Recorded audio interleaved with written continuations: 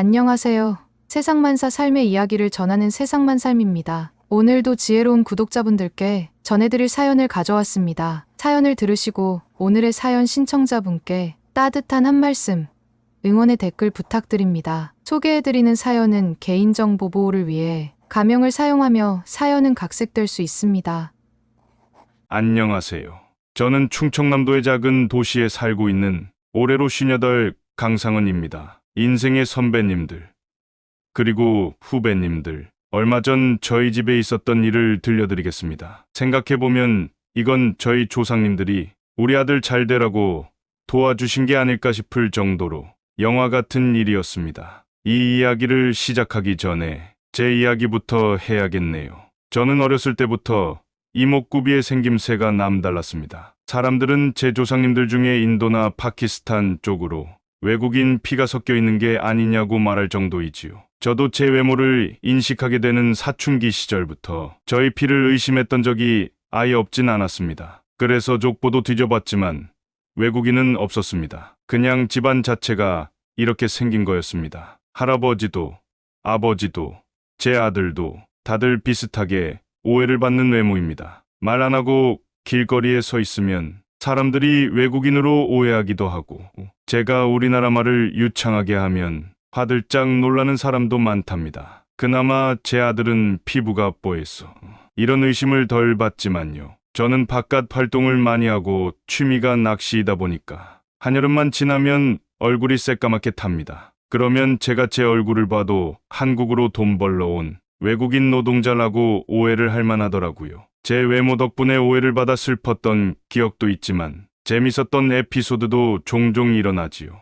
60년 넘게 그런 오해를 받으면서 사니까 이제는 그런 오해가 익숙하게 느껴지지만 이런 저에게도 최근에 굉장히 억울한 일이 생겼습니다. 저는 지방공단 지역에서 회사를 운영하고 있습니다. 연매출 500억 정도 되는 기계장비 제조회사입니다. 회사를 운영한다고 해도 돈을 함부로 쓰지 않습니다. 저 혼자 맨 땅에 헤딩으로 밑바닥에서부터 제 회사를 일구면서 키웠습니다. 그렇기에 절약과 저축이 자연스럽게 몸에 인이 배인 습관이 되었죠. 물론 쓸 때는 쓰고 한턱을 낼 때는 내지만 불필요한 돈을 함부로 쓰지 않습니다. 외모를 치장하는 것에도 별로 관심 없고 옷이나 신발, 시계에도 흥미가 없습니다. 차는 단순히 이동수단일 뿐이라고 생각하기에 고급 외제차에도 관심이 없고 차를 운전하는 것도 좋아하지 않습니다. 목적지가 주차하기 힘든 곳이면 유료 주차장을 써야 하니 주차비가 아까워서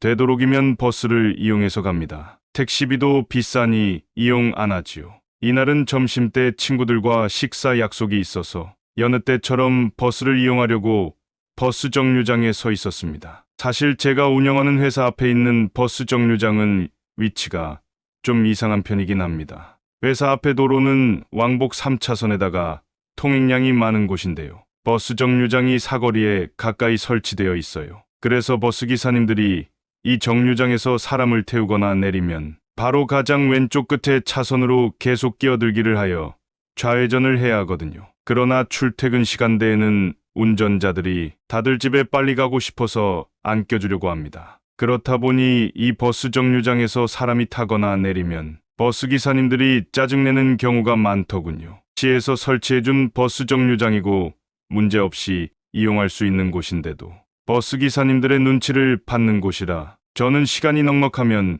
한정거장 앞으로 가서 버스를 타곤 하는데요. 이날따라 약속 시간까지 얼마 남지 않았고 저 멀리서 제가 타야 할 버스가 다가오고 있는 거 아니겠어요? 그래서 어쩔 수 없이 회사 앞 버스 정류장에서 버스를 탔습니다. 버스가 멈추고 버스 앞문이 열리길 기다리는데 버스 앞문이 안 열리는 거 아닙니까? 그래서 유리문을 통해서 기사님을 쳐다봤는데 60대 정도 되는 기사님이 전혀 곱지 않은 시선으로 저를 째려보는 게 보였습니다. 문이 닫혀 있어서 들리지는 않았지만 입으로 뭐라 혼자 중얼거리는 걸 보았습니다. 저는 상황 파악이 되지 않았고 곧 이어 버스 문이 열렸는데요. 버스 기사의 거친 욕설이 제 귀를 때렸습니다.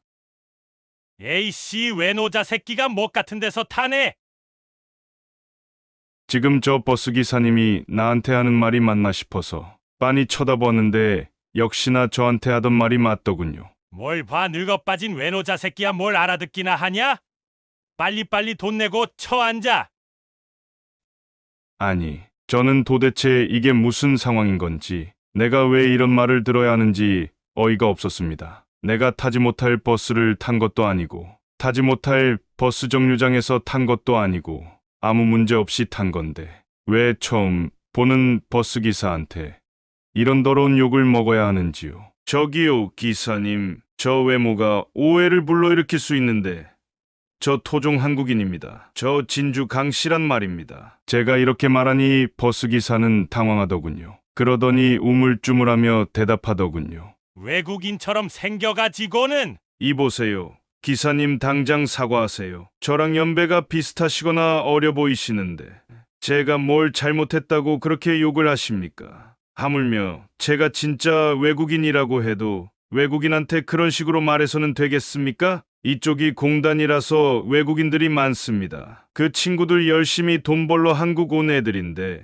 그런 식으로 취급하면 됩니까? 그러나 버스기사는 들은 채도 하지 않고 버스 문을 닫고 앞만 쳐다보고 출발하더군요. 제대로 사과라도 했으면 어이없지만 넘기려 했는데요. 사과도 제대로 안 하는 이 버스기사의 행동에 저는 운수회사와 시에 항의를 하기 위해 차 번호와 차량 내부에 있는 버스기사 운전 자격증명을 사진 찍었습니다. 그러는 저의 모습을 보더니 신호대기 때 버스기사는 저에게 다가오더니 삿대질을 하더군요. 이보쇼, 지금 뭘 찍은 거요? 기사님이 한 행동이 옳다고 생각하시나요? 제대로 사과도 안 하셨잖아요. 정식으로 민원 제기할 겁니다. 아, 똥 밟았네. 뭔 아침부터 이렇게 재수가 없냐? 지금 뭐라고 하셨어요? 혼잣말이요. 난 뭐 혼잣말도 못해요. 아니, 사람 헷갈리지 않게 그렇게 생기질 말던가. 외노자처럼 생겨가지고 사람 헷갈리게 만든 건 당신이잖아. 내가 뭐 당신을 안 태웠어? 내가 뭘 했냐고, 뭘 했다고 신고를 하려 그래? 잘잘못은 가서 따져보자고요. 하! 그딴 식으로 나오겠단 거지? 그래, 내가 가만히 있을 줄 아냐? 버스기사는 본인 바지춤에서 본인의 핸드폰을 꺼내더니 카메라를 켜고 제 얼굴 앞에 들이밀었습니다. 게다가 후레쉬까지 켜서 고의적으로 눈앞에 비추기 시작했죠. 뭐냐? 그래! 가서 신고해라! 나도 신고한다! 그따위로 생겨먹어서 사람 헷갈리게 만드는 놈은 무슨 죄가 있는지 한번 찾아보자. 그래! 버스기사는 말도 안 되는 헛소리를 하며 끝까지 사과는커녕 제 얼굴을 촬영하며 후레쉬를 고의적으로 눈앞에 비추길 멈추지 않았습니다. 버스기사는 신호가 바뀐 지 한참인데도 운행을 할 생각 없이 계속 제 얼굴에 핸드폰을 들이밀고 있었고, 뒷차들은 영문도 모르고 버스가 가길 기다리면서 빵빵거리고 난리였습니다. 보다 못한 주위 승객들이 버스기사를 만류하였고, 버스기사는 자기 분의 모시겨 계속 욕을 읊조리고 짜증스럽게 클렉션을 울리고 급정거 급출발을 반복하였습니다. 저는 더 이상 이 버스에 타고 싶지 않아서 목적지에 도착을 못했지만 가까운 정류장에서 내리려고 벨을 눌렀죠. 정류장에 멈춰선 기사는 문을 열어주지 않으며 버스 내부에 있는 거울로 저를 한참을 째려보았습니다. 버스 하차문을 내리는 동안에도 빨리 내리라고 재촉하듯이 계속 문을 닫으려고 하는데, 제가 버스 하차문 계단에서 아직 내리고 있는 상황이니 빼가는 경고음이 들리더군요. 저는 버스 내부에 부착되어 있던 버스기사 운전 자격증명을 찍은 사진과 제가 승하차했던 시간대, 그리고 방금 탔던 차량 번호를 토대로 버스 운수회사와 시교통과에 항의를 했습니다만, 돌아오는 답변은 버스 운수회사에서는 버스기사를 다시 교육시키겠다고 하고, 시교통과에서는 운수회사에 말해서 지정 조치를 하겠다는 말뿐이었습니다. 저에게는 아들이 셋이 있는데 첫째와 둘째는 이미 장가를 갔고 막내 아들 하나만 남았습니다. 그런 사건이 일어난 날, 집에 가서는 가족들에게 티를 내지 않으려 했지만 아내와 막내 아들은 평소와 다른 저의 표정을 보고 무슨 일이 있냐고 물었고, 결국 저는 그날 있었던 일을 아내와 막내 아들에게 털어놨습니다. 아내와 막내 아들 둘 다 자기가 당한 것처럼 펄쩍 뛰고 같이 화를 내주니 저도 참 속이 없는 건지 마음이 풀리더군요. 그저 똥 밟은 거라고 생각하고 소주 한잔하고 있기로 했습니다. 그러나 가끔씩 그날의 일이 생각나면서 버스를 탈 때마다 괜시리 움츠러들더군요. 제 막내 아들놈 이야기를 해보자면 막내 아들놈은 공부도 열심히 하고 대학교를 가서 학사는 물론 석사와 박사까지 땄어요. 일머리가 잘 돌아가는 놈이고 새놈들 중에서 가장 믿음직해서 제 회사를 물려주기 위해서 다른 데서 일하지 말고 제 회사에 들어와서 일하라 했죠. 아무리 대표 아들이라고 해서 으쓱대는 꼴은 저도 용납 못하고 다른 직원들이 의식할까봐 애초에 아들을 회사에 불러올 때 내 아들인 것을 아무도 모르게 절대 티 내지 말라고 하였습니다. 말단 사원에서부터 시작하여 현재 과장을 달고 있고 월급도 다른 직원들과 똑같이 타며 그렇게 빡세게 굴리고 있습니다. 현장을 최대한 많이 돌아보게 하고 거짓 없는 현장의 목소리를 들어야 그래야 회사 운영을 잘할 거 아닙니까? 아들놈 역시 제 뜻을 이해하고 어디 가서 아버지가 회사 대표라고 말도 안 하고 티도 내지 않더군요. 사실 아버지가 회사 대표라고 해봤자 주위에 콩고물 떨어지는 거 있나 기웃기웃거리는 사람들만 있는 걸 아들 녀석도 어린 나이에 깨달았는지 아들 녀석의 중학교, 고등학교 동창들도 제가 회사 대표인 것을 모르는 애들이 대부분입니다. 아들 녀석이 박사학위까지 따느라 30 중반이 넘은 상태입니다. 사실 애 엄마는 티는 안 내도 내심. 막내 아들이 얼른 결혼하길 바라더군요. 첫째랑 둘째 다 결혼시켰고 이제 막내만 남았는데다가 30 중반이 넘은 아들이라 마지막 남은 숙제 같은 기분이죠. 주위에서도 참한 아가씨를 소개해준다고 자주 말이 나왔지만 아들은 그런 인위적인 만남보다 연애를 하다가 결혼을 하는 자연스러운 만남이 좋다길래 아들을 믿고 기다렸습니다. 그러다가 아들놈이 만나는 아가씨가 있단 소식을 전한 지 6개월쯤 되었는데요. 최근 들어서 그 아가씨와 결혼 생각을 하고 있다고 말하더군요. 남녀가 결혼을 생각한다면 사계절은 함께 만나봐야 하지 않나 생각이 들었지만 아들의 뜻을 존중했습니다. 막내 아들이 결혼을 한다고 하니 제가 다 설레고 기쁘더군요. 새로운 가족도 생기고 하루라도 빨리 손주를 만나고 싶었죠. 게다가 막내가 결혼해서 나가면 이제 걱정거리 없을 것 같고 안 사람이랑 여행이나 다니며 느긋하게 살려고 했죠. 하여튼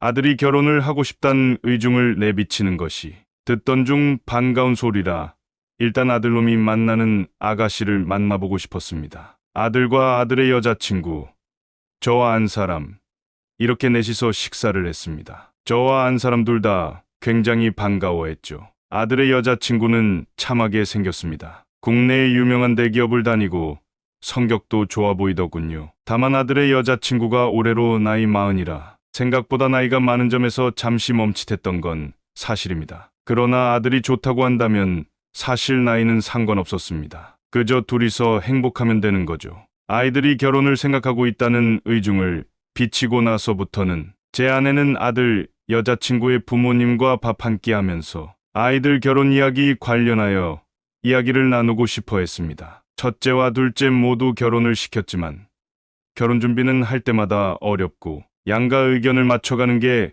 가장 힘들기 때문에 막내 아들 결혼은 미리미리 준비하고 싶었죠. 그렇게 결혼 이야기가 나오고 준비를 막 시작할 때쯤에 상견례를 하자는 이야기가 나왔어요. 긴장된 마음으로 상견례 날을 기다렸습니다. 하루하루 흘러 상견례 당일이 되었습니다. 첫째와 둘째 아들 상견례 때 입고 고이고이 장롱에 넣어뒀던 깔끔한 정장을 꺼내 입었습니다. 이발소에 가서 머리도 다듬었지요. 와이프도 수수하고 단정하며 격식을 갖춘 차림새를 하고 시간에 맞춰 아들과 함께 셋이서 아들 차로 움직였습니다. 시간 약속에 늦지 않게 미리 가는 게 예의라고 생각하여 서둘러 움직였고 아들이 미리 예약해둔 상견례 식당의 룸에 들어가 떨리는 마음으로 있었습니다. 그러나 약속한 시간이 되어도 예비 사돈댁은 나타나지 않았어요. 잠시 뒤에 막내 아들의 전화로 전화가 걸려왔습니다. 아들의 여자친구 목소리가 전화기 너머로 언뜻 들렸는데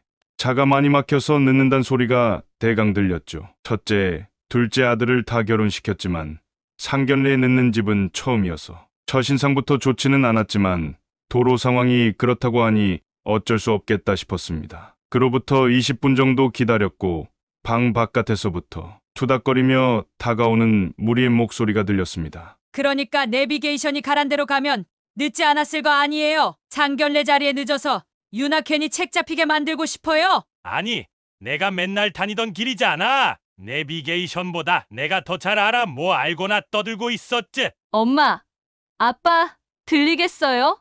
조용히 좀 하세요. 잠시 뒤에 방문이 열리면서 아들, 여자친구와 부모가 들어왔습니다. 어머, 늦어서 죄송합니다. 길이 왜 이렇게 막히는지요? 호호! 서로 정신없는 상황이었지만 자리에서 일어나 좋은 첫인상을 주기 위해 옷매무새를 가다듬고 웃으며 예비 며느리의 가족을 반기고 자리를 안내하며 앉았습니다. 그들 가족 중 유나양의 어머니 차림새는 독보적으로 눈에 띄어서 기억에 남습니다. 주렁주렁한 귀걸이에 금팔찌, 금반지를 여러 개 끼고 있었어요. 손톱에는 빨간 매니큐어가 발라져 있고 명품 로고가 큼지막하게 박혀있는 숄도 두르고 왔더군요. 제 아들 맞은편에는 아들 여자친구인 유나양이, 제 와이프 앞에는 유나양의 어머니가, 제 앞에는 유나양의 아버지가 자리에 앉았습니다. 그제서야 고개를 들고 유나양의 아버지를 보고 악수를 요청하려 손을 내밀었는데 이게 무슨 일이랍니까? 제 앞에 유나양 아버지라고 앉아있는 작자가 얼마 전 저에게 입에 담지 못할 험한 말을 내뱉은 버스기사였습니다. 허실실하며 미소를 짓고 있던 제 얼굴은 이 남자를 보는 순간 순식간에 굳어지는 게 느껴졌습니다. 이 사람도 저를 알아보았는지 입가의 미소가 순식간에 감춰지고 당황한 표정과 함께 얼굴이 새하얗게 변했습니다. 그 남자는 제 얼굴을 보고 당황하느라고 제가 내민 손이 보이질 않는지 악수할 생각도 못하고 뻣뻣하게 굳어 있어서 결국 저는 손을 슬그머니 내려놓았죠. 말도 못하고 눈알만 굴리는 모습을 보니 속으로 이걸 어찌해야 하나 고민 중이겠죠. 그날 당했던 치욕을 생각하면 당장이라도 상견례 자리를 뒤엎고 싶은 생각이 굴뚝 같았지만 아들을 생각해서 일단 이 자리에서만큼은 문제 삼지 않아야겠다고 마음먹었습니다. 어색한 분위기를 풀기 위해 예비 며느리 어머니가 먼저 말을 꺼냈습니다. 안녕하세요. 유나 엄마 되는 사람입니다. 일전에 호영이는 몇 번 봤는데 사돈 어른들은 처음 뵙네요. 호영이가 이목구비가 큼지막해서 외국인 같단 생각을 했는데 호영군 아버님 뵈니 그 이유를 알 것 같네요. 호영군 아버님은 진짜 외국인 같으세요. 그 뭐 백인을 말하는 건 아니고 외노자 같이 생기셨네요. 어렸을 때 튀기라고 놀림 좀 받으셨겠어요? 호! 네, 튀기요. 참. 그 말에 일순간 정적이 흐르고 다들 당황했습니다. 저는 물론 제 와이프도 아들도 상대 측도 모두 다 당황하더군요. 아휴, 분위기가 좀 딱딱해서 풀고 싶어가지고 떠든 건데 제가 좀 입이 분수죠? 왜 그렇잖아요. 우리 어렸을 때 호녀라 보고 튀기라고 막 그랬잖아요. 죄송해요, 호. 여기 음식 언제 나와요? 빨리 좀 갖다 주세요. 어색해서 못 참겠네. 어색한 분위기가 이어지며 식당 직원이 음식을 놓아줄 때는 식탁 위에 접시가 놓아지는 소리만 이어질 뿐이었습니다. 아내와 예비 며느리의 어머니는 날씨 이야기를 하거나 오는데 힘들지 않으셨냐는 등의 이야기를 주고 받았습니다. 제 앞에 앉아있는 예비 며느리 아버지는 제 시선은 마주치지 않고 밥알 개수가 몇 개인지 잡채 위에 뿌려진 깨 개수가 몇 개인지 세어보는 사람 마냥 고개는 들지 못하고 음식만 뚫어져라 쳐다보고 있었습니다. 저는 소주를 한 병 주문했고 말없이 예비 며느리 아버지이자 버스기사인 그 사람 앞에 소주잔을 내려놓았습니다. 가시방석에 앉아있는 듯한 표정을 하며 그는 여전히 제 눈은 마주치지 않고 제가 따라주는 술을 벽을 보고 한 입에 털어놓았습니다. 저는 그 모습을 보고 말없이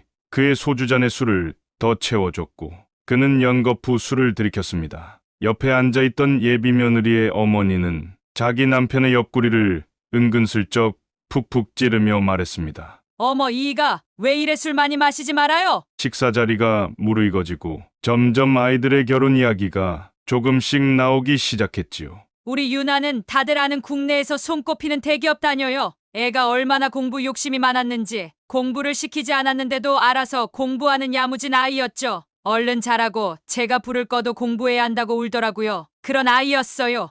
호호, 이런 똑똑한 애를 맞으시다니 사부인 아주 땡 잡으시는 거예요. 우리 유나가 대기업 들어가서 일만 하느라 나이가 조금 찼지만요. 요즘은 다들 늦게 결혼하잖아요. 우리 딸 40이지만 그리 늦다 생각하지 않아요. 엄마, 왜 그런 소리를 해? 에휴, 가만히 있어. 쑥맥이라 말도 못하는 게 엄마가 이런 말 해주면 고맙습니다 하고 가만히 있으면 되는 거야. 상견례 자리라는 게 원래 다 어른들이 결혼 진행시킬 때 한 맞춰보려 모이는 거잖아. 할 말 못할 말 재느라고 원하는 거 말도 못하고 앉아있다가 가면 얼마나 답답해. 니네 아빠 봐봐라, 아까부터 무슨 귀신 본 거 마냥 저러고 앉아있다니 답답하겠으리.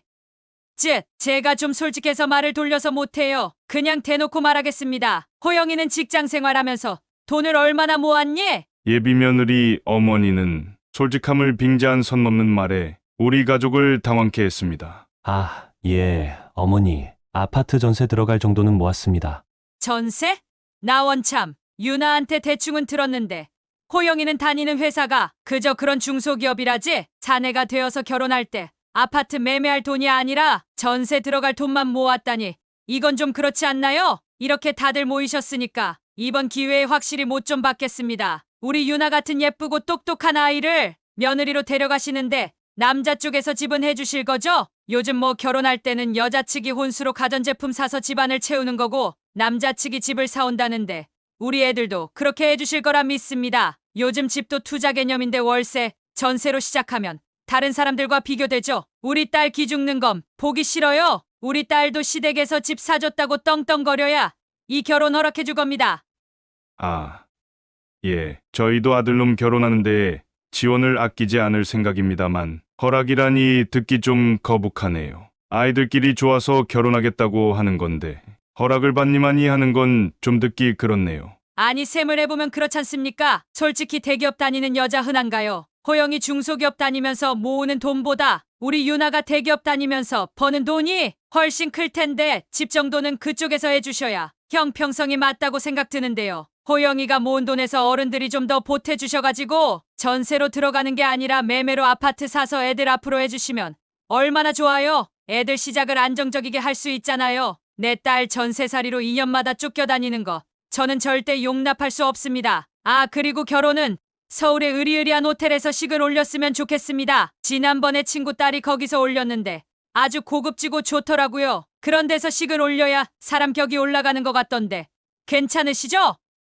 아, 그리고 한 말씀 더 드리자면 호영이 아버님 그때 화장 좀 하고 오실 거죠? 아버님 외모 보고 제 딸이 외노자 집안에 시집 간다고 주위 사람들이 수근수근거릴까봐 걱정이네요. 아무래도 결혼식이라는 게 사람들한테 보여지는 게 중요하니 그런 이야기 나올까봐 걱정이 드네요. 어차피 가족이 될 거니까 돌려 말하지 않고 속 시원하게 다 까놓고 말씀드리는 거니 양해 좀 부탁드릴게요. 유나양의 어머니는 미리 대본을 써온 사람처럼 쉬지 않고 다다닥 준비한 말을 내뱉었습니다. 저는 머리가 지끈거렸지만 하나하나 차분히 말했습니다. 굳이 서울로 올라가야 할까요? 호영이도 그렇고 유나양도 그렇고 둘 다 이 지역에서 일을 하고 있고 저희도 그렇고 사돈댁도 그렇고 다들 이 지역에서 거주하고 있으니 이쪽에서 결혼식을 하는 게 하객들이 방문하기도 편리할 것 같은데요. 지방에서 결혼하면 면이 안 서잖아요. 제 친구들도 다들 결혼식 어디서 하냐며 적어도 호텔 결혼식은 올려야 시집 잘 간다 소리 나오던데 저도 체면 구기기 싫으니까 이렇게 말씀드리는 거죠. 호영이와 유나는 사전에 이런 대화를 나눈 적이 없다는 듯이 당황한 얼굴로 이야기했습니다. 아, 어머님 아직 그 부분까지는 이야기를 나눈 적이 없고 그건 저희 둘이 차츰 맞춰보도록 하겠습니다. 예, 호영아, 너는 어른들 말씀하시는데 왜 자꾸 끼어드니? 너 그러는 거 부모님 얼굴에 먹칠하는 거다. 안 그래도 우리 유나 대기업 들어갔다고 주위에서 소개해달란 소리가 얼마나 많았는데 중소기업 다니는 호영이 만난다고 하니 내가 그동안 물리친 선자리가 아쉽더라. 그런 거는 알고 있는 거니? 그럼 어른이 말하면 고분고분하게 내내하면 되는 거야. 아, 그리고 호영아, 계속 그런 회사 다닐 거 아니지? 결혼식 올리기 전에 대기업으로 이직해라. 그래야 나도 사위 어디 다니냐고 하면 대기업 다닌다고 자랑할 수 있지. 그 이름도 없는 회사 다니면 창피해서 어디 다닌다고 말도 못한다. 대기업 들어갈 실력이 없으면 대기업에서 일하는 하청업체 있지? 거기라도 들어가서 대기업 문턱이라도 밟아라. 그러면 내가 사람들에게 내 사위 대기업 다닌다고 잘 둘러대면 되니까. 유나양 어머니는 대기업 다니는 자식이 본인의 인생 성적표라도 되는 듯이 으스대면서 우리 호영이를 무시하는 모습을 보였습니다. 아들의 표정도 점점 굳어지는 것을 보면서 이 결혼을 진행하는 게 맞나 싶었습니다. 아들의 장인 될 사람의 실체를 받고 아들의 장모 될 사람은 상견례 자리에서 할 말 못할 말 구분 못하며 저렇게 결혼 가지고 계산기를 두드리는 모습을 보니 기가 막혔습니다. 저랑 제 와이프가 있는 자리에서도 내 아들에게 저렇게 막말을 쏟아내는데 결혼을 하고 처갓집에 가면 얼마나 찬밥 신세를 당할까 걱정이 되었습니다. 이대로 상견례 자리가 끝나면 더 이상 물을 수 없을 거란 생각이 들었습니다. 저는 조용히 지갑을 여러 회사 이름과 대표라는 직함이 적혀 있는 제 명함을 식탁 위에 올렸습니다. 호영이가 다니는 안사동께서 말씀하시는 그저 그런 회사는 제가 운영하고 있는 회사입니다. 사돈어른께서는 그저 그런 회사라고 말씀하시지만 작년 매출 500억을 달성한 내실 있는 회사입니다. 제가 젊었을 때부터 열심히 키워온 회사이고요. 호영이에게 제 회사를 물려주기 위해서 경영 수업을 위해 말단 사원부터 시작해 일을 알려주고 있습니다. 사부인께서는 유나영이 자랑스러우시겠죠. 대기업을 다니는 딸이 굉장히 자랑스러우실 거답니다. 그러나 우리 호영이도 대학교 들어가서 석사, 박사 학위까지 따고 이 회사 물려받기 위해 최선을 다하고 있는 자랑스러운 자식입니다. 사부인이 중시하는 금전적인 부분도요. 회사 물려받으면 대기업 다니는 것보다 훨씬 많이 벌겠지요. 대기업도 분명 돈을 많이 받겠지만은요. 아무리 중소기업이라고 해도 기업체를 운영하는 것과 비교가 가능하겠습니까? 사부인께서는 유나영이 벌어들이는 돈이 더 많을 거기 때문에 당연히 저희가 집을 해가는 게 맞다고 하신데 그렇다면 지금 상황에서는 어떨까요? 저는 호영이가 기업을 운영하면서 버는 돈이 훨씬 많을 것 같은데 댁에서 집을 해서 결혼시킬 수 있으십니까? 그렇게 셈하시는 걸 좋아하시니 여쭤보는 겁니다. 결혼을 준비하면서도 아비인 제가 회사를 운영하는 만큼 집안에 아쉬운 것 없고 아들 결혼에 금전적인 지원 아낌없이 해줄 수 있습니다. 다만 아들의 자립심을 키워주고 싶어서 말을 하지 않았을 뿐입니다. 아들이 제 회사를 물려받을 것이고 제 회사에 일하는 것 아마 유나양도 몰랐을 것입니다. 애비인 제가 회사를 운영하고 아들이 제 회사를 물려받기 위해 경영 수업을 받는다는 걸 주위에 알렸으면 아들에게 콩고물이라도 얻어먹으려 노리는 사람이 많기 때문에 제가 애초에 단속을 했습니다. 여자친구여도 결혼하기 전까지는 말하지 말라고 했습니다. 그래야 여자친구가 호영이를 볼 때 호영이 뒷배경이 아닌 호영이 그 자체를 보고 만날 수 있다고 생각했기 때문입니다. 유나양과 유나양 부모님 모두 저의 명함과 제 얼굴 그리고 호영이의 얼굴을 번갈아 보며 어리벙벙한 표정을 지었습니다. 그리고 호영아, 너의 결혼 선택에 영향을 미칠까봐 말하지 못했다만 나는 네가 이 결혼을 다시 생각해봤으면 해서 아까부터 말하지 못했던 것을 말아마 말을 할까 말까 많이 고민했지만 나는 이 결혼을 다시 한번 생각해봤으면 해서 참고 참다가 말하는 거다. 유나양 아버지가 바로 얼마 전에 말했던 그 버스기사다. 나에게 쌍욕을 하며 얼굴에 핸드폰을 들이밀고 후레쉬를 터뜨렸던 그 버스기사다. 네, 아버지, 그 말이 진짜세요. 그 버스기사가 이분이었다고요? 유나양 어머니와 유나양은 어리둥절한 표정으로 본인의 남편과 본인 아버지 얼굴을 쳐다봤고 제 안사람과 아들 호영이는 분노가 있는 얼굴로 그 남자를 쳐다보았습니다. 아들 호영이는 자리에 일어났습니다. 어머니, 아버지 집에 가요. 더 이상 이 자리에 있을 필요가 없을 것 같습니다. 유나양 모친은 다급하게 말했습니다. 아니 이게 다 무슨 소리예요? 호영아, 너는 아까부터 버릇없이 무슨 소리라는 거야? 어른들 대화할 때 끼어들지 말랬지? 그리고 호영이 아버님도 알아듣게 말을 해야지요. 갑자기 상견례 자리를 파토내는 겁니까? 상견례 자리에서 이 무슨 경우 없는 짓이야? 경우요. 경우는 그쪽 바깥 양반에게 물어보세요. 무슨 짓을 했는지도 꼬치꼬치 캐물으시기 바랄게요. 유나양과 유나양 어머니는 당황하며 본인 아버지를 쳐다보았습니다. 그는 얼굴이 불그락부르락 바뀌더니 저를 흘겨보면서 목에 핏대를 세웠습니다. 아니, 내가 뭘 그리 잘못했어? 외노자같이 생긴 그쪽이 잘못이지. 사람이 음흉하게 말이야. 애초에 회사 대표면 대표라고 말을 하지. 버스 탈 때부터 재수없게 생겼더라니. 이렇게 사람 속이면 되는 거야. 애비랑 자식이라는 것이 쌍으로 이거 아주 상종 못하겠구만. 유나 아버지의 행동을 본 아들은 이 집안 사람들과 상종하면 안 될 것을 확신하고 생각이 확고해졌는지 눈빛이 바뀌는 걸 느꼈습니다. 아버지, 어머니 일어나세요. 저 이 결혼 안 하겠습니다. 그리고 저희 아버지 그런 소리 들을 분 아닙니다. 저도 그날 사건 다 들어서 알고 있습니다. 다만 그게 유나 씨 집안과 관계 있단 생각을 자다깨나도 생각지 못했죠. 그렇게 당당하시면 따님께도 꼭 그날 있던 일가감 없이 말하세요. 유나 씨 저 이 결혼 못할 것 같습니다. 유나 씨는 사람이 좋아서 유나 씨만 보고 결혼하려 한 건데 이런 집안 어른들이라면 저 유나 씨와 결혼 못하겠습니다. 이만 가보겠습니다. 식사 비용 계산은 다 해놨으니 다 드시고 가세요. 저와 한 사람, 아들은 상견례 자리를 박차고 나왔고 저희 뒤에서는 본인 남편과 본인의 아버지에게 이게 무슨 일인지 사실대로 말하라며 닥달하는 두 여자의 목소리, 경우가 없이 상견례 자리를 박차고 나간다며 고래고래 소리 지르는 남자의 목소리가 들렸습니다. 집에 가는 내내 차에서 세 사람 다 말이 없었고 아들 호영이는 집에 도착해서 저와 아내에게 말했습니다. 어머니, 아버지, 죄송합니다. 이런 모습을 보여드릴 게 아닌데. 아니다. 호영아, 되려 내가 너의 결혼을 파토낸 게 아닌가 싶어서 후회가 되는구나. 아닙니다. 아버지, 저는 그런 사실을 모르고 결혼했다면 결혼 기간 내내 고통스러웠을 겁니다.